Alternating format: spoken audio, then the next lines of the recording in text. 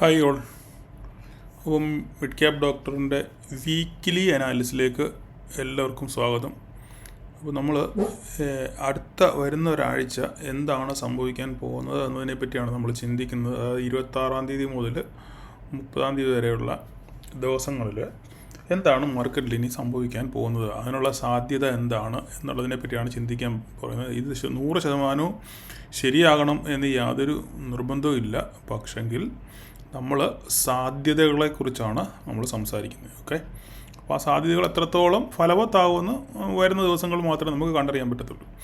ഇപ്പം നിങ്ങൾ ഈ കാണുന്നത് നമ്മുടെ മിഡ് ക്യാപ്പിൻ്റെ ഡെയിലി ചാർട്ടാണ്. നിങ്ങൾ ഈ കാണുന്നത് ഡെയിലി ടൈം ഫ്രെയിമിലുള്ള ചാർട്ടാണ് കാണുന്നത്. ഞാൻ ഈ ചാനൽ തുടങ്ങി അന്ന് മുതൽ വരച്ചിട്ടേക്കുന്ന ഒരു ലൈനാണിത്. ഇതുവരെയായിട്ടും ഇത് ബ്രേക്ക് ചെയ്ത് മുകളിലോട്ട് പോകാനുള്ളൊരു അവസരം ഇതുവരെയായിട്ടും ഉണ്ടായിട്ടില്ല. കഴിഞ്ഞ പ്രാവശ്യം ഇത് ബ്രേക്ക് ചെയ്യാൻ ഇവിടെ വന്നപ്പോൾ ഞാൻ പറഞ്ഞിരുന്നു, ഇത് ബ്രേക്ക് ചെയ്യാൻ യാതൊരു സാധ്യതയില്ല, നിങ്ങൾക്ക് ഇവിടുന്ന് മാർക്കറ്റ് തിരിച്ച് റിവേഴ്സ് ചെയ്യും എന്ന് ഞാൻ പറഞ്ഞിരുന്നു. അതുപോലെ തന്നെ സംഭവിച്ചു. ഓക്കെ, അതൊക്കെ മാർക്കറ്റിൻ്റെ ഒരു പ്രോബബിലിറ്റി എന്ന് മാത്രമേ നമ്മൾ പറയുന്നുള്ളൂ. ഇനി മാർക്കറ്റ് വീണ്ടും ആ ഏരിയയിലോട്ട് അപ്രോച്ച് ചെയ്യുകയാണ്. അപ്പം ഇനി എന്ത് സംഭവിക്കും എന്നുള്ളത് നമ്മൾ നോക്കി കാണേണ്ടിയിരിക്കുന്നു. അങ്ങനെ ഡെയിലി ടൈം ഫ്രെയിമിൽ നിങ്ങൾക്ക് ഇനി അടുത്ത ഒരു ടാർഗറ്റ് എന്ന് പറഞ്ഞു കഴിഞ്ഞാൽ, മാർക്കറ്റ് മുകളിലോട്ട് പോവുകയാണെന്നുണ്ടെങ്കിൽ ഒരു ശക്തമായ റെസിസ്റ്റൻസ് എന്ന് പറഞ്ഞു കഴിഞ്ഞാൽ 13,300 ഏരിയയാണ്. അതായത് 13,250, 13,300 ഏരിയയാണ് മാർക്കറ്റിൻ്റെ അടുത്ത ഒരു റെസിസ്റ്റൻ്റ് ഏരിയ. ഓക്കെ, കുറച്ചുകൂടെ നമുക്കിതിനെ അങ്ങോട്ട് വലുതാക്കുകയാണെന്നുണ്ടെങ്കിൽ, ഈ ഏരിയ വലുതാക്കുകയാണെന്നുണ്ടെങ്കിൽ നമുക്കൊരു അവിടെ വേണമെങ്കിൽ ചെറിയൊരു ബോക്സ് വരച്ച് വെക്കാനുള്ള ഒരു സെറ്റപ്പ് വേണമെങ്കിൽ നമുക്ക് നോക്കാം. ഇതങ്ങ് മാറ്റി കഴിഞ്ഞിട്ട് നമുക്കിവിടെ ഒരു ചെറിയ ബോക്സ് വരയ്ക്കാം. ഓക്കെ, അതായത് 13,300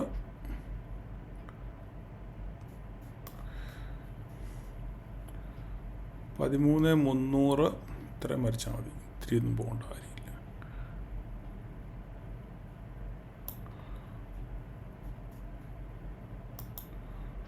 ഓക്കെ, ഇതായിരിക്കും, ഈ ഒരു റേഞ്ച് ആയിരിക്കും നമ്മളുടെ നെക്സ്റ്റ് റെസിസ്റ്റൻസ് ആയിട്ട് നമുക്ക് ഇവിടെ ഫീൽ ചെയ്യാൻ പറ്റുന്ന ഒരു സംഭവം.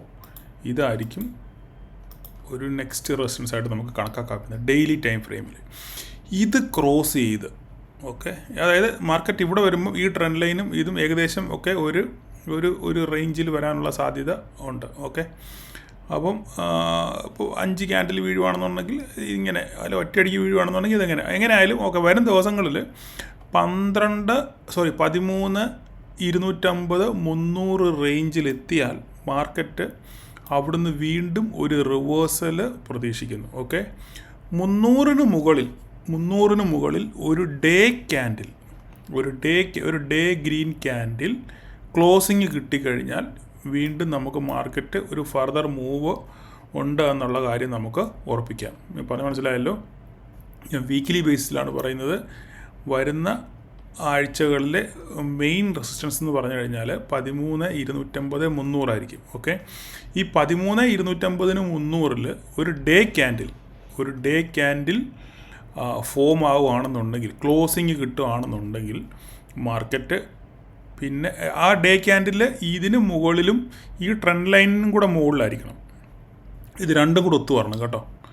ഇതും ഈ നമ്മുടെ ഈ ബേസ് ലൈനും ക്രോസ് ചെയ്ത് ഈ ട്രെൻഡ് ലൈനും ക്രോസ് ചെയ്ത് ഒരു ഡേ ക്യാൻഡിൽ ഇതിന് മുകളിൽ ക്ലോസിങ് കിട്ടുകയാണെന്നുണ്ടെങ്കിൽ നമുക്ക് വീണ്ടും മിഡ് ക്യാപ്പിൽ ഒരു ഫർദർ മൂവ് ഉണ്ടെന്ന് നമുക്ക് അനുമാനിക്കാം. പക്ഷെങ്കിൽ അതിനുള്ള സാധ്യത എത്രത്തോളം ഉണ്ടെന്ന് കണ്ടറിയണം. കാരണം നമ്മുടെ മിഡ് ക്യാപ്പിൻ്റെ ഉള്ള ഇൻഡെക്സിലുള്ള മിക്ക സ്റ്റോക്കുകളും ഓവർ വാല്യുവേഷനിലാണ്. ഓക്കെ, ഹൈ വാല്യുവേഷനിലാണ്. അപ്പോൾ ഇനി ഇത് എത്രത്തോളം മുന്നോട്ട് പോകും എന്നുള്ളത് നമുക്ക് അത് സംശയിക്കേണ്ടിയിരിക്കുന്നു. കാരണം ഇതെല്ലാം ഓവർ വാല്യുവേഷനാണ്. അങ്ങനെയാണെന്നുണ്ടെങ്കിൽ ഒരു ന്യായമായ രീതിയിൽ ഒരു പ്രോഫിറ്റ് ബുക്കിംഗ് നമുക്ക് നടന്നെങ്കിൽ മാത്രമേ ഒരു ഹെൽത്തി മാർക്കറ്റ് എന്ന് നമുക്ക് പറയാൻ പറ്റത്തുള്ളൂ. ഓക്കെ, അല്ലാതെ മാർക്കറ്റ് എന്ന് വന്നിങ്ങനെ മുകളിലോട്ട് പോകുകയാണെന്നുണ്ടെന്നുണ്ടെങ്കിൽ ഒരു കറക്ഷൻ വരണ്ടേ. ഒരു കറക്ഷൻ ഉണ്ടെന്നുണ്ടെങ്കിൽ ഒരു കുന്നിന് ഒരു കുഴി എന്ന് പറഞ്ഞ പോലെ, പിന്നെ നമ്മുടെ ഈ ഹൃദയത്തിൻ്റെ താളം കണ്ടിട്ടില്ലേ, ഇങ്ങനെ മുകളിലോട്ട് പോകും, താഴോട്ട് വരും, അങ്ങനെ വേണം മാർക്കറ്റ് പോകാൻ. അല്ലാതെ ഒരു വൺ സൈഡ് റാലി എന്ന് പറഞ്ഞു കഴിഞ്ഞാൽ അത് ഒരിക്കലും ഹെൽത്തി റാലിയല്ല. അതിൻ്റെ വീഴ്ചയെന്ന് പറയുന്നത് ആഘാതം വളരെ കൂടുതലായിരിക്കും. ഓക്കെ, അപ്പോൾ ഇതാണ് എനിക്ക് ഡെയിലി ടൈം ഫ്രെയിമിൽ പറയാനുള്ളത്. 250, 300 ആയിരിക്കും നമ്മുടെ റെസിസ്റ്റൻസ്. ഈ ട്രെൻഡ് ലൈനും ക്ലോസ് ചെയ്ത് മുകളിൽ ഡേ ക്യാൻഡിൽ ക്ലോസ് ചെയ്യുകയാണെന്നുണ്ടെങ്കിൽ നമുക്ക് ഫർദർ അപ്പ് മൂവ്. പക്ഷേങ്കിൽ അതിനുള്ള സാധ്യത നമ്മൾ കണ്ടറിയണം. മാർക്കറ്റ് 300 ക്രോസ് ചെയ്ത് പോകുമോ എന്നുള്ളത് സംശയിക്കേണ്ടിയിരിക്കുന്നു എന്നാണ് എൻ്റെ ഒരു നിഗമനം. ഇനി നമുക്ക് നോക്കാം, ചിലപ്പം തെറ്റായിരിക്കാം. അങ്ങനെ ഇനി മാർക്കറ്റ് അഥവാ പൊട്ടി, ഇനി അത് മാത്രമല്ല, ഇപ്പോൾ ഇവിടെ ഫോം ചെയ്തേക്കുന്ന നിങ്ങൾ ഈ ക്യാൻഡിൽ എന്നെ ശ്രദ്ധിക്കുന്ന പ്രൈസ് ആക്ഷൻ കാണുന്നവർക്ക് നിങ്ങൾക്ക് പെട്ടെന്നൊരു കാര്യം മനസ്സിലാവും. ഇവിടെ ഫോം ആയിരിക്കുന്ന ഒരു ക്യാൻഡിൽ എന്ന് പറഞ്ഞു കഴിഞ്ഞാൽ ബെയറിഷ് എൻഗൾഫിംഗ് ആണ്. ബെയറിഷ് എൻഗൾഫിംഗ് കണ്ടോ നിങ്ങൾ ആ ക്യാൻഡിൽ? അതായത് ഞാനതൊന്ന് വരച്ച് കാണിക്കാതെ, എവിടെയാണ് ഈ പോയിൻ്റ്? ഇതാ ഈ സാധനം നിങ്ങൾ കണ്ടോ? ഇത് കണ്ടോ? ഈ സാധനം ബെയറിഷ് എൻഗൾഫിംഗ് ആണ്. കണ്ടോ? അതായത് ഒരു ഗ്രീൻ ക്യാൻഡിൽ, തലേദിവസം ഉണ്ടായ ഒരു ഗ്രീൻ ക്യാൻഡിലിനെ ഫുള്ളി ഇത് എൻഗൾഫ് ചെയ്തു ഇല്ലേ? ഈ ഉണ്ടായ ബെയറിഷ് ഈ റെഡ് ക്യാൻഡിൽ ഇതിനെ ശരിക്കും വിഴുങ്ങി. പച്ച മലയാളത്തിൽ പറഞ്ഞു കഴിഞ്ഞാൽ ഇതിനെ, ഈ പച്ച ക്യാൻഡിലിനെ വിഴുങ്ങത്തക്ക രീതിയിലുള്ള ശക്തി ഈ ക്യാൻഡിലിന് ഉണ്ട്. അപ്പം ഇതിൻ്റെ അർത്ഥം ഒരു ബെയറിഷ് സിഗ്നലാണ് കാണിക്കുന്നത്. പക്ഷേങ്കിൽ നാളെ രാവിലെ എന്തെങ്കിലും സംഭവിക്കാം. കാരണം ഇന്നലെ US മാർക്കറ്റ് ക്ലോസ് ചെയ്തത് നല്ല ഗ്രീനിലാണ്. ഏകദേശം 1,400 പോയിൻ്റ് അപ്സൈഡിലാണ് ക്ലോസ് ചെയ്തിരിക്കുന്നത്. അതുകൊണ്ട് ചിലപ്പം നാളെ ഒരു ഗ്യാപ്പ് അപ്പിനുള്ള സാധ്യത ഉണ്ട്. രാവിലെ ഗിഫ്റ്റ് നിഫ്റ്റി ഓപ്പൺ ചെയ്യുക മാത്രമേ അറിയത്തുള്ളൂ മാർക്കറ്റ് സെൻറ്റിമെൻറ്റ്സ് എങ്ങനെയാണെന്ന്. കാരണം US market 500 point gap up ആണെന്ന് പറഞ്ഞ് അങ്ങനെ ഇന്ത്യൻ മാർക്കറ്റ് അങ്ങനെ ഗ്യാപ്പ് അപ്പ് ആവണമെന്ന് നിർബന്ധമൊന്നുമില്ല. യൂഷ്വലി അങ്ങനെയാണ് സംഭവിക്കുന്നത്. പക്ഷേങ്കിൽ ചില സിനാരിയോകളിൽ മറിച്ച് സംഭവിച്ചിട്ടുണ്ട്. അപ്പോൾ അതുകൊണ്ട് അത് മാത്രമല്ല, നമ്മുടെ ഇന്ത്യൻ മാർക്കറ്റിൽ ധാരാളം അൺസർട്ടനിറ്റികൾ ഇങ്ങനെ നിൽക്കുന്നത് കൊണ്ടും പല പ്രശ്നങ്ങളുള്ളത് കൊണ്ടും മാർക്കറ്റ് അത്ര ഒരു സുഖകരമായ രീതിയിലല്ല പോകുന്നത്. കാരണം മാർക്കറ്റിന് മുന്നോട്ട് സഞ്ചരിക്കാനുള്ള ഒരു പാത എന്ന് പറയുന്നത് അത്ര ക്ലിയർ അല്ല, ആ റൂട്ട് അത്ര ക്ലിയർ അല്ല. അപ്പോൾ ആ റൂട്ട് ക്ലിയർ ആണെങ്കിൽ മാത്രമേ ഈ നമ്മുടെ സഞ്ചാരം അത്ര ശരിയാകത്തുള്ളൂ. അപ്പം നിലവിലത്തെ സാഹചര്യം അനുസരിച്ച് സെൻറ്റിമെൻറ്റ്സ് വളരെ മോശമാണ്. എങ്കിൽ തന്നെ ഇൻസ്റ്റിറ്റ്യൂഷൻ DIS പിടിച്ചു നിർത്തുന്നു എന്ന് മാത്രമേ പറയാനുള്ളൂ. ഇനി ഞാൻ നിങ്ങളോട് ഇന്ന് ഒരു എക്സാമ്പിൾ ഞാൻ പറയാം. കഴിഞ്ഞ ദിവസം മാർക്കറ്റിൽ DISഉം FISഉം രണ്ടുപേരും ബൈസൈഡായിരുന്നു. ഏകദേശം 4,000 കോടിക്കടുത്ത് എങ്ങാണ്ട് വാങ്ങിച്ചു. ഞാൻ ജസ്റ്റ് ഒന്ന് നോക്കിയോട്ടെ. ഏകദേശം 4,000 കോടിക്കടുത്ത് എങ്ങാണ്ട് DISഉം FISഉം ചേർന്നിട്ട് ഇത് വാങ്ങിച്ചു. നെറ്റ് ബയേഴ്സായിരുന്നു അവർ. പക്ഷെങ്കിൽ DIS ഏകദേശം 2,896 നെറ്റ് ബൈയും FIS 1,944 നെറ്റ് ബൈസ്. അതായത് 2, 3, 4 ഏകദേശം 5,000 കോടിക്ക് ശകലം അങ്ങോട്ട് കുറവുള്ളൂ. 5,000 കോടിക്ക് വാങ്ങിച്ചിട്ടും market Nifty, bank Nifty neutral ലെവലും മിഡ് ക്യാപ്പ് പൊട്ടുകയും ചെയ്തു. എന്താ അതിൻ്റെ കാരണം? അതിൻ്റെ കാരണം റീറ്റെയിലേഴ്സ് തന്നെയാണ്. അവർ പാനിക് സെല്ലിംഗ് നടത്തി. അതുകൊണ്ടാണ് മാർക്കറ്റ് താഴോട്ട് പോയത്. മനസ്സിലായി? അപ്പം കഴിഞ്ഞ കാലങ്ങളെ അപേക്ഷിച്ച് നമ്മുടെ റീറ്റെയിലേഴ്സിൻ്റെ പാർട്ടിസിപ്പേഷൻ വളരെ കൂടുതലാണ് സ്റ്റോക്ക് മാർക്കറ്റിൽ. അപ്പം അത് എന്തിനാണ് സൂചിപ്പിക്കുന്നത് പറഞ്ഞു കഴിഞ്ഞാൽ, നമ്മുടെ DISൻ്റെയും FISൻ്റെയും മേൽക്കോയ്മ കുറച്ചൊക്കെ ഒന്ന് പിടിച്ചു നിർത്താൻ നമുക്ക് പറ്റിയിട്ടുണ്ട്. അല്ലെങ്കിൽ നിങ്ങളൊന്ന് ആലോചിച്ച് നോക്കി, 5,000 കോടിയുടെയൊക്കെ ബൈങ് നമ്മുടെ മാർക്കറ്റ് വരുവാണെങ്കിൽ മാർക്കറ്റ് എന്തോരം പറക്കണം, ചിന്തിച്ച് നോക്കിക്കേ. പക്ഷേ ഈ മാർക്കറ്റ് പറന്നില്ല. മാർക്കറ്റ് നേരെ ഫ്ലാറ്റ് ക്ലോസിംഗ് ആയിരുന്നു. Nifty, bank Nifty flat closing ആയിരുന്നു. നിഫ്റ്റി, ബാങ്ക് നിഫ്റ്റി നമുക്ക് നോക്കാം. നിഫ്റ്റി എത്ര ക്ലോസ് ചെയ്തേക്കുന്നത്? വെറും 11 പോയിൻ്റ് അപ്പിലും ബാങ്ക് നിഫ്റ്റി 52 പോയിൻ്റ് നെഗറ്റീവിലാണ് ക്ലോസ് ചെയ്തേക്കുന്നത് ഇല്ലേ? നമ്മുടെ മിഡ് ക്യാപ്പ് ആണെന്നുണ്ടെങ്കിൽ 105 പോയിൻ്റ് ഡൗണിലാണ് ക്ലോസ് ചെയ്തേക്കുന്നത്. അപ്പം ഇത് സൂചിപ്പിക്കുന്നത് നമ്മുടെ റീറ്റെയിലേഴ്സിൻ്റെ പാർട്ടിസിപ്പേഷൻ വളരെ കൂടുതലാണ്. അപ്പോൾ അവർക്കും ചെറിയ ചെറിയ റോളുകളൊക്കെ നമ്മുടെ സ്റ്റോക്ക് മാർക്കറ്റിൽ ചെയ്യാൻ പറ്റും. കാരണം പാർട്ടിസിപ്പേഷൻ കൂടുതലായുണ്ട്. ഓക്കെ, നമ്മുടെ വിഷയം അതല്ല. അപ്പം ഇവിടെ നമ്മൾ പറഞ്ഞു വന്നത് ഡെയിലി ബേസിസിൽ ഇവിടെ ഒരു ബെയറിഷ് എൻഗൾഫിംഗ് ആണ് ഫോം അയക്കുന്നത്. അതുകൊണ്ട് ഇതിൻ്റെ ഫർദർ മൂവ് എങ്ങനെയാണെന്നുള്ളത് നാളെ മാർക്കറ്റ് ഓപ്പൺ ചെയ്തതിന് ശേഷം മാത്രമേ നമുക്ക് പറയാൻ പറ്റത്തുള്ളൂ. ഓക്കെ, അത് അങ്ങനെ ഒരു സംഗതി. അപ്പം നമുക്കിനി മാർക്കറ്റ് പൊട്ടി താഴോട്ട് വരുവാണെങ്കിൽ, ഇനി മുകളോട്ടുള്ള നമ്മൾ കാര്യം ചിന്തിച്ചു അല്ലേ? ഇനി നമ്മൾ താഴോട്ട് വരുവാണെന്നുണ്ടെങ്കിൽ നമുക്കൊരു ഫസ്റ്റ് റെസിസ്റ്റൻസ് എന്ന് പറയാൻ ഉള്ളത് ഇത് നമുക്കൊരു റെസിസ്റ്റൻസ് ആയിട്ട് നമുക്ക് കണക്കാക്കാം. ഈ സംഭവം ഇവിടെ. ഓക്കെ, ഇത് നമുക്കൊരു ഫസ്റ്റ് 12,732 730 കൂട്ടിക്കോ. ഇതൊരു സപ്പോർട്ടായിട്ട് നമുക്ക് കണക്കാക്കാം. 12,732 725 730 ആ റേഞ്ചിൽ നമുക്കിതൊരു സപ്പോർട്ടായിട്ട് കണക്കാക്കാം. പിന്നെ അവിടുന്ന് മാർക്കറ്റ് പൊട്ടുകയാണെന്നുണ്ടെങ്കിൽ പിന്നെ നമുക്കിവിടെ പറയാനുള്ളത് ഇതൊരു റെസിസ്റ്റൻസ് ആയിട്ട് നമുക്ക് നോക്കാം, ഒരു സപ്പോർട്ടായിട്ട് നമുക്ക് നോക്കാം. ഇത് ആക്ട് ചെയ്യാനുള്ള സാധ്യത ഇവിടെ കൂടുതലാണ്. കാരണം പല പ്രാവശ്യം അവിടെ മാർക്കറ്റ് വന്ന് തട്ടിയും തിരിച്ചു പോയിട്ടുണ്ട്. ഓക്കെ, അങ്ങനെയാണെന്നുണ്ടെങ്കിൽ 12,372. പിന്നെ നമ്മുടെ മെയിൻ സംഭവം 12,150. അതിനുശേഷമുള്ള കാര്യം നമുക്ക് പിന്നെ ഭാവിയിൽ ചിന്തിക്കാം. മാർക്കറ്റ് ലൈവ് മാർക്കറ്റിൽ നമുക്ക് എന്ത് വേണം എന്നുള്ള കാര്യം നമുക്ക് അതിനെപ്പറ്റി ചിന്തിക്കാം. ഇതാണ് നിലവിൽ ഡേ ടൈം ഫ്രെയിമിൽ നമുക്ക് പറയാനുള്ള ഒരു ലെവലുകൾ. ഓക്കെ, അപ്പം നമ്മുടെ മനസ്സിലിരിക്കണം ബെയറിഷ് എൻഗൾഫിംഗ് ആണ്. അപ്പോൾ ഇനി ഒരു പോസിറ്റീവ് മൊമെൻറ്റം വേണമെങ്കിൽ നമുക്ക് ഇത് ക്രോസ് ചെയ്ത് പോകണം. അതായത് പോസിറ്റീവ് മൊമെൻറ്റം കിട്ടണമെങ്കിൽ നമുക്ക് ഇത് 12,100 ക്രോസ് ചെയ്യണം. 12,100 ക്രോസ് ചെയ്തെങ്കിൽ മാത്രമേ നമുക്കൊരു ഒരു ഒരു നല്ല മൂവ്മെൻറ്റ് ഇനിയും ഫർദറായിട്ടുണ്ടെന്ന് പറയാൻ നമുക്ക് പറ്റത്തുള്ളൂ. 12,100. ഓക്കെ, 12,100 നമ്മുടെ റെസിസ്റ്റൻസ്. ഇത് കട്ട് ചെയ്ത് മേലോട്ട് പോയെങ്കിൽ പിന്നെ നമുക്കൊരു അടുത്ത മൂവ് കാണാൻ ഇൻട്രാഡേയിലാണെങ്കിലും ഡെയിലിയിലാണെങ്കിലും നമുക്ക് അത് 12,100 കട്ട് ചെയ്ത് മേലോട്ട് പോയെങ്കിൽ നമുക്കൊരു അപ്പ് മൂവ്മെൻറ്റ് പറയാൻ പറ്റത്തുള്ളൂ. അതുവരെയും ഈ ബെയറിഷ് എൻഗൾഫിങ് ആക്റ്റീവായിട്ട് നിൽക്കും. ഓക്കെ, ഇതാണ് നമുക്ക് ഡെയിലി ടൈം ഫ്രെയിമിൽ പറയാനുള്ളത്. ഇനി നമുക്ക് നമ്മുടെ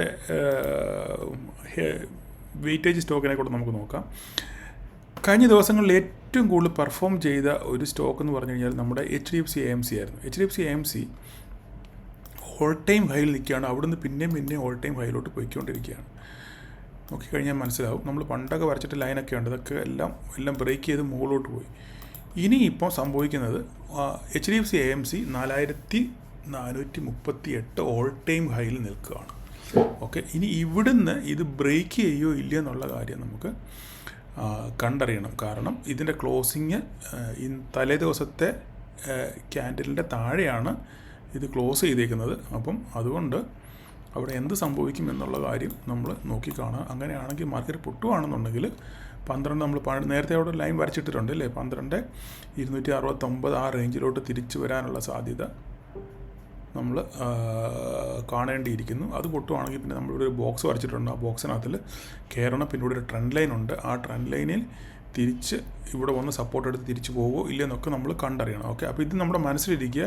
ഇങ്ങനെ ഒരു ഓൾ ടൈം ഹൈ നിൽക്കുകയാണ്. അപ്പോൾ ഇവിടെ ഒരു പ്രോഫിറ്റ് ബുക്കിംഗ് മാർക്കറ്റിൽ എന്തെങ്കിലും ഒരു നെഗറ്റീവ് സെൻറ്റിമെൻറ്റ്സ് ഉണ്ടായിക്കഴിഞ്ഞാൽ ഇവിടെ പ്രോഫിറ്റ് ബുക്കിംഗ് ഉണ്ടാകാനുള്ള സാധ്യത കൂടുതലാണ്. പ്രത്യേകിച്ച് HDFC AMC എന്ന് പറഞ്ഞ ഒരു അസറ്റ് മാനേജ്മെൻറ്റ് കമ്പനിയാണ്. ഈ മ്യൂച്വൽ ഫണ്ടും കാര്യങ്ങളൊക്കെ കൈകാര്യം ചെയ്യുന്ന കമ്പനിയാണ് HDFCയുടെ തന്നെ. അപ്പോൾ അവിടെ ഒരു പ്രോഫിറ്റ് ബുക്കിംഗ് ഉണ്ടാകുകയാണെന്നുണ്ടെങ്കിൽ നല്ല ഭീകരമായ പ്രോഫിറ്റ് ബുക്കിംഗ് ആയിരിക്കും അവിടെ സംഭവിക്കുന്നത്. അതാണ് ഒന്നാമത്തെ കാര്യം. രണ്ടാമത്തെ കാര്യം നമുക്ക് ഇന്ത്യ ഹോട്ടലിൻ്റെ കാര്യത്തിലോട്ട് വരുവാണെന്നുണ്ടെങ്കിൽ നമുക്ക് ഇവിടെ നോക്കിക്കേ, നമ്മളിപ്പോൾ പഴയ ലൈനുകളൊക്കെ വരച്ചിട്ടിട്ടുണ്ട്. ഇവിടെ തലേദിവസം ശക്തമായ റാലി നടത്തിയതിന് ശേഷം ഒരു നെഗറ്റീവ് ട്രെൻഡ്, ഇതിൻ്റെ ഈ കയറിയതിൻ്റെ ഒരു പ്രോഫിറ്റ് ബുക്കിംഗ് ആണ് ഇവിടെ കാണുന്നത്. അടുത്ത ദിവസങ്ങളിൽ ഇവിടെ എന്ത് സംഭവിക്കും എന്ന് നമ്മൾ നോക്കി കണ്ടിട്ട് മാത്രമേ ഇതൊക്കെയും കട്ട് ചെയ്താൽ ഇതിൻ്റെ ആവശ്യമില്ല. ഇപ്പോൾ തൽക്കാലം ഇതിൻ്റെ ആവശ്യം ഇപ്പോൾ ഇല്ല. അതൊക്കെ ഇൻവാലിഡാണ്. ഈ ബേസ് ലൈൻ മാത്രം നോക്കിയാൽ മതി. ഈ ബേസ് ലൈൻ പണ്ട് നമ്മൾ വരച്ചിട്ടുള്ളതാണ്. ഈ ബേസ് ലൈൻ വന്നിട്ടാണ് പല പ്രാവശ്യം വന്ന് തിരിച്ചു പോകുന്നത്. ഓക്കെ, അപ്പോൾ അങ്ങനെയാണെന്നുണ്ടെങ്കിൽ ഇത് മുമ്പോട്ട് പോകുകയാണെന്നുണ്ടെങ്കിൽ അതിൻ്റെ ശക്തമായ resistance previous resistance 663 all time high ആണ്. താഴോട്ട് വരുവാണെന്നുണ്ടെങ്കിൽ ഈ ബേസ് ലൈനിൽ നെക്സ്റ്റ് ഈ ട്രെൻഡ് ലൈനിൽ വന്ന് സപ്പോർട്ട് എടുക്കാനുള്ള സാധ്യത ഉണ്ട് ഇന്ത്യൻ ഹോട്ടൽ. പിന്നെ കൊമിൻസ് ഇന്ത്യ കഴിഞ്ഞ കുറേ നാൾ കൊണ്ട് ഇതിങ്ങനെ ഒരു എന്താ പറയുന്നത് ഒരു റേഞ്ചിനകത്തിലാണ് ഇത് ഓടിക്കൊണ്ടിരിക്കുന്നത്. അപ്പം നമുക്ക് ഇപ്പോൾ ഇവിടെ നോക്കുകയാണെങ്കിൽ ഇവിടെ ആണെങ്കിൽ ഇവിടെ നമുക്കൊരു പാറ്റേൺ കണ്ടിട്ടുണ്ട് അല്ലേ. ഇവിടെ നമുക്കൊരു പാറ്റേൺ വേണേൽ കാണാം. ഒരു ഹെഡ് ആൻഡ് ഷോൾഡർ ഇവിടെ വന്നിട്ടുണ്ട് അല്ലേ. എന്നിട്ട് ഇതിങ്ങനെ മാർക്കറ്റ് ഇങ്ങനെ വന്നിട്ടുണ്ട്. അതിന് ശേഷം ഇവിടുന്ന് മേലോട്ട് മാർക്കറ്റ് പോയിട്ടുണ്ട്. പക്ഷേ ഇവിടം വരെ പോയിട്ടുള്ളൂ. ഇതിൻ്റെ ഷോൾഡറിൻ്റെ അവിടം വരെ വന്നിട്ടുണ്ട്. അപ്പോൾ ഈ ഷോൾഡറിൻ്റെ അവിടെ നിന്ന് തിരിച്ച് താഴോട്ട് വരണം. ഇങ്ങനെ വരണം എന്നാണ് എൻ്റെ ഒരു ഉദ്ദേശം. ഇങ്ങനെ വരുന്നതിനേക്കാളും ഇങ്ങനെ വരാനാണ് സാധ്യത കൂടുതൽ. അങ്ങനെയാണെന്നുണ്ടെങ്കിൽ നമുക്ക് ഒരു ഫർദർ ഡൗൺ സൈഡ് നമുക്ക് കാണാം എന്ന് തോന്നുന്നു കുമിൻസ് ഇന്ത്യയിൽ. ആ കുമിൻസ് ഇന്ത്യയിലെ ഒരു അപ്സൈഡ് കാണണമെന്നുണ്ടെങ്കിൽ 3867 ക്രോസ് ചെയ്തെങ്കിൽ മാത്രമേ നമുക്കൊരു അപ്സൈഡ് നമുക്ക് കാണാൻ പറ്റത്തുള്ളൂ. ഓക്കെ, അപ്പം അതാണ് കുമിൻസ് ഇന്ത്യയുടെ കാര്യം. പക്ഷേ കുമിൻസ് ഇന്ത്യയിൽ ഒരു പ്രോഫിറ്റ് ബുക്കിംഗ് ഉണ്ടാകാനുള്ള സാധ്യത തള്ളിക്കളയാൻ പറ്റത്തില്ല. ഈ ലെവൽ വെച്ച് നോക്കുകയാണെന്നുണ്ടെങ്കിൽ, അങ്ങനെയാണെന്നുണ്ടെങ്കിൽ ഇത് തിരിച്ച് 3471 വരും. 3471 എത്തിക്കഴിഞ്ഞാൽ നിങ്ങൾക്ക് ഇവിടുന്ന് ഒരു സ്റ്റോക്കൊക്കെ എടുക്കുന്നവർക്കാണെങ്കിൽ ഇവിടുന്ന് ഒരു ബൈ നമുക്ക് നോക്കാം. ഒരു സ്റ്റോക്കിലൊരു ബൈ ഒക്കെ ഇവിടെ നോക്കാമെന്നുള്ളതാണ്. ഈ സ്റ്റോപ്പ് ലോസ് നമ്മുടെ ഇതായിരിക്കുന്നു. നമുക്ക് അവിടെ നോക്കാം. ഓക്കെ, ഇതാണ് നമുക്ക് കുമിൻസ് ഇന്ത്യയെ പറ്റി പറയാനുള്ളത്. പിന്നെ പെർസിസ്റ്റൻറ്റ് സിസ്റ്റം കഴിഞ്ഞ ദിവസങ്ങളിൽ വലിയൊരു പ്രോഫിറ്റ് ബുക്കിംഗ് കണ്ടു. അതും ഓൾ ടൈം ഹൈയിലാണ് ഓടിക്കൊണ്ടിരിക്കുന്നത്. ഓൾ ടൈം ഹൈയിൽ ഓടിക്കൊണ്ടിരിക്കുകയാണ്. അവിടുന്ന് നല്ലൊരു പ്രോഫിറ്റ് ബുക്കിംഗ് വന്നിട്ടുണ്ട്. ഇനി ഫർദർ ഡൗൺ വരുമോ ഇല്ലെന്നുള്ള കാര്യം അടുത്ത ദിവസങ്ങളിൽ കണ്ടറിയണം. ഇതൊക്കെ ഇന്നതിൽ പ്രശ്നം എന്ന് പറഞ്ഞാൽ HDFC AMC booking, HDFC AMC Cummins ഇന്ത്യയിലോ ഇവിടെയൊക്കെ ബുക്കിംഗ് വരാനുള്ള സാധ്യത വളരെ കൂടുതലാണ്. അങ്ങനെ ബുക്കിംഗ് വരുവാണെന്നുണ്ടെങ്കിൽ ശരിക്കും നമ്മുടെ ഇൻഡെക്സ് താഴോട്ട് വരും. ഇതൊക്കെയാണ് നമുക്ക് ഏറ്റവും കൂടുതൽ. പിന്നെ ഭാരത് ബോർജ് ഒന്നുകൂടെ നോക്കിയേക്കാം. അതും ഈ പറഞ്ഞ പോലെ തന്നെ താഴോട്ട് വന്ന ട്രെൻഡ് ലൈൻ സപ്പോർട്ട് എടുത്തിട്ട് മുകളിലോട്ട് പോകാൻ ശ്രമിച്ചു, പക്ഷേ പോയില്ല. തിരിച്ചൊരു പ്രോഫിറ്റ് ബുക്കിംഗ് കഴിഞ്ഞ ദിവസങ്ങളുണ്ടായ പ്രോഫിറ്റ് ബുക്കിംഗ് അവിടെ സംഭവിച്ചു. അങ്ങനെ ഒരു മെയിൻ സപ്പോർട്ടായിട്ട് നമുക്ക് വേണമെങ്കിൽ ഈ ട്രെൻഡ് ലൈനെ കാണാം. ഇതൊക്കെയാണ് നമുക്ക് ഇതിനകത്തിൽ വീക്കിലി ടൈം ഫ്രെയിമിൽ നമുക്ക് പറയാനുള്ളത്. ഇനി നമുക്കിനി എന്താ വേണ്ടത്? നമുക്കിനി വേണ്ടത് നമുക്കിനി നാളത്തെ ഇൻട്രാഡേ ലെവലാണ് നമുക്ക് നോക്കേണ്ടത്, അല്ലേ? ഇൻട്രാഡേ ലെവൽ വരെ നോക്കാൻ വേണ്ടി നമുക്ക് 5 മിനിറ്റിൻ്റെ ക്യാൻഡിലോട്ട് നമുക്ക് പോവാം. ഓക്കെ, ഇൻട്രാഡേ ലെവലിൽ നമ്മൾ ഓൾറെഡി വരച്ചിട്ടേക്കുന്ന ലെവൽ അത് ഒരു നല്ല ലെവലാണ്. ഓക്കെ, ഇതൊരു മേജർ 13,100 എന്ന് പറഞ്ഞു കഴിഞ്ഞാൽ അതൊരു സപ്പോർട്ടാണ്. ഓക്കെ, ഇനി നമുക്ക് ഫർദർ എന്താ സംഭവിക്കുന്നത് നോക്കിക്കഴിഞ്ഞാൽ ഇവിടെ ഇത് ഒരു മേജർ സപ്പോർട്ടാണ് ഈ സംഭവം. ഓക്കെ, ഇതൊരു മേജർ സപ്പോർട്ടാണ്. അപ്പോൾ നമുക്ക് നാളെ ഉള്ള ഇതെന്ന് പറഞ്ഞാൽ 12,946.50 റേഞ്ച്. നമുക്കതൊരു ബോക്സായിട്ട് തന്നെ വരയ്ക്കാം.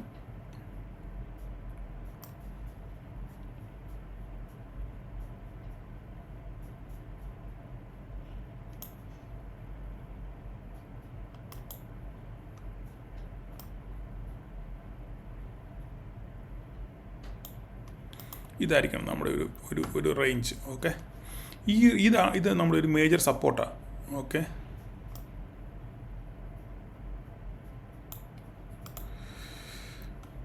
ഇത് കട്ട് കളഞ്ഞേക്കാം, ഇത് വേണ്ട.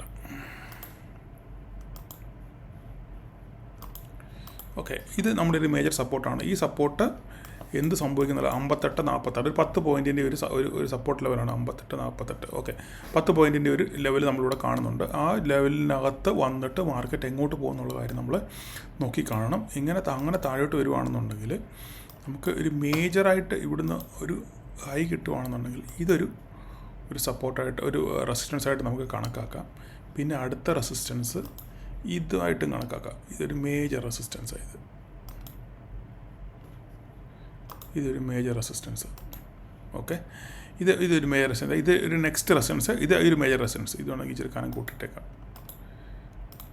ഓക്കെ, ഇനി മാർക്കറ്റ് നമ്മൾ നാളെ ഇതിനകത്ത് ഓപ്പൺ ചെയ്യുകയാണെങ്കിൽ, ഈ റേഞ്ചിനകത്താണ് ഓപ്പൺ ചെയ്യുന്നതെങ്കിൽ നമ്മൾ എങ്ങോട്ടെങ്കിലും മാർക്കറ്റ് വരാൻ വേണ്ടി നമ്മളൊന്ന് വെയിറ്റ് ചെയ്യുക. ഓക്കെ, ഇതിന് ശേഷം മാർക്കറ്റ് 13 ഇപ്പം നിലവിൽ കിടക്കുന്നത് 19,946 നാളെ ഈ US മാർക്കറ്റിൻ്റെ ഗതി കൊണ്ട് നാളെ ഒരു ഗ്യാപ്പ് അപ്പ് ഉണ്ടായിക്കഴിഞ്ഞാൽ മാർക്കറ്റ് ഈ ഏരിയയിൽ ഇപ്പോൾ ഒരു 46 അല്ലേ, ഒരു 10-60-70 പോയിൻ്റ് ഗ്യാപ്പ് അപ്പിൽ വന്നു കഴിഞ്ഞാൽ നമുക്ക് മാർക്കറ്റ് ഇവിടുന്ന് മേലോട്ട് മാത്രം നോക്കിയാൽ മതി. കാരണം ഇവിടുന്ന് തിരിച്ച് താഴോട്ട് വരാനുള്ള സാധ്യതയാണ് കൂടുതലും കാണാം. 13.36 ക്രോസ് ചെയ്ത് മേലോട്ട് പോകില്ലെന്നുള്ള കാര്യം നമുക്ക് നാളെ ലൈവ് മാർക്കറ്റിൽ മാത്രമേ പറയാൻ പറ്റത്തുള്ളൂ. ഓക്കെ, അപ്പം നമുക്കത് ഇവിടുന്ന് അങ്ങനെയാണെന്നുണ്ടെങ്കിൽ നമുക്ക് നല്ല ആരോ വെച്ച് ട്രേഡ് ചെയ്യുന്നവർ ഈ ലൈൻ തന്നെ എടുത്താൽ മതി. ഓക്കെ, 100 പോയിൻറ്റിന് മുകളിൽ പോവുകയാണെങ്കിൽ മാത്രമേ നമുക്കൊരു അപ്സൈഡ് സാധ്യത പറയാൻ പറ്റത്തുള്ളൂ.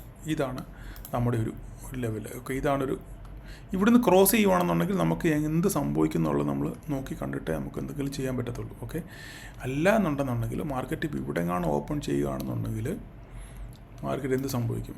ഇവിടെ വന്നിട്ട് ഇപ്പോൾ ഇവിടെ ഓപ്പൺ ചെയ്യുന്ന വിചാരിച്ചോ, ഇങ്ങനെയാണെങ്കിൽ നമുക്ക് ഇവിടുന്ന് നേരെ ഇവിടെ പോയിട്ട് മാർക്കറ്റ് ഇവിടുന്ന് തിരിച്ച് താഴോട്ട് വരിക എന്നുള്ള കാര്യം നമ്മൾ കണ്ടറിയണം. ഓക്കെ, ഒരു പ്രോഫിറ്റ് ബുക്കിംഗ് ഉണ്ടായിക്കഴിഞ്ഞാൽ ഇങ്ങനെ വരുമോ എന്നുള്ള കാര്യം നമ്മൾ കണ്ടറിയേണ്ടിയിരിക്കുന്നു. ഇല്ലെങ്കിൽ നമുക്ക് മുകളിലോട്ട് 5 മിനിറ്റ് ക്യാൻഡലിൻ്റെ മുകളിൽ സസ്റ്റെയിൻ ചെയ്യുകയാണെന്നുണ്ടെങ്കിൽ നമുക്ക് ഇവിടുന്ന് നമുക്ക് കോൾ എടുക്കാം. ഇതിനകത്താണെന്നുണ്ടെങ്കിൽ നമുക്ക് നോ ട്രേഡിങ് സോണാണ്. ഓക്കെ, ഇതിനകത്ത് നമുക്കൊരു ട്രേഡില്ല. ഒന്നുകിൽ ഇവിടെ ഒരു സപ്പോർട്ടിൽ വന്നിട്ട് നേരെ തിരിച്ചു വരണം, അല്ലെങ്കിൽ ഇവിടുന്ന് താഴോട്ട് വരണം. ഓക്കെ, എന്ത് സംഭവിക്കുന്നുള്ളത് നമ്മൾ ശരിക്കും നോക്കി കണ്ടെങ്കിൽ മാത്രമേ മനസ്സിലാകത്തുള്ളൂ. ഇനി അടുത്ത സപ്പോർട്ട് നമുക്ക് നോക്കിക്കഴിഞ്ഞാൽ സപ്പോർട്ട് നമുക്ക് നോക്കിക്കഴിഞ്ഞാൽ ഇതൊരു സപ്പോർട്ടാണ്. പിന്നെ നമുക്ക് ഇതും ഒരു സപ്പോർട്ടായിട്ട് നമുക്ക് ആക്ട് ചെയ്യാനുള്ള സാധ്യത കൂടുതലാണ്. ഇത്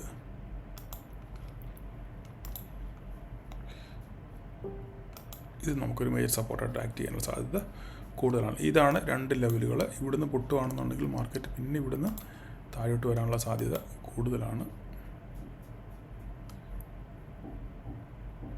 ഫർദറായിട്ട്